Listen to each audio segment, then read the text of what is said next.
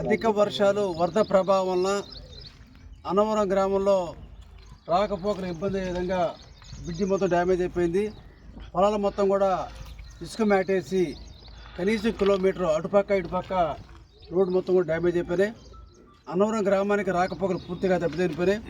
అన్నవరం జగ్గైపేట రావాలంటే ఈరోజు మరి తెలంగాణ నుంచి రావాలి తప్ప రామాపురం రోడ్డు తప్ప జగ్గైపేట రావడం కాన్స్టిట్యూన్సీ రావడం కూడా అవకాశం లేదు. ఇది ఇమీడియట్లీ మరి ప్రభుత్వం వారు కూడా అన్ని తక్షణ చర్య తీసుకుంటామని చెప్పి అనుకుంటున్నాను. పంచాయతీరాజ్ శాఖ వాళ్ళు ఆల్రెడీ దీని మీద మొత్తం కూడా పరిశీలన చేసి నమోదు చేసుకున్నారు.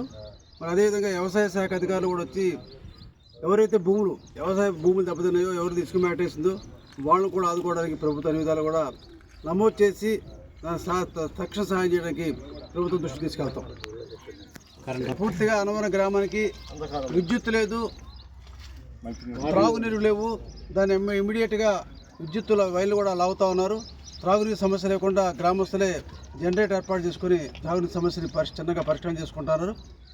ఈ గ్రామానికి విద్యుత్తు, అదేవిధంగా త్రాగునీరు, రాకపోకలు, అదేవిధంగా పంట భూములు ఏదైతే దెబ్బతిన్నాయో అన్నీ కూడా పూర్తిగా నమోదు చేయించి దాని ప్రభుత్వం దృష్టి తీసుకెళ్ళి ఈ యొక్క రైతాంగానికి కానీ ప్రజలకి సహాయం చేయడానికి ప్రభుత్వాన్ని దృష్టి తీసుకెళ్తా ఉన్నాం.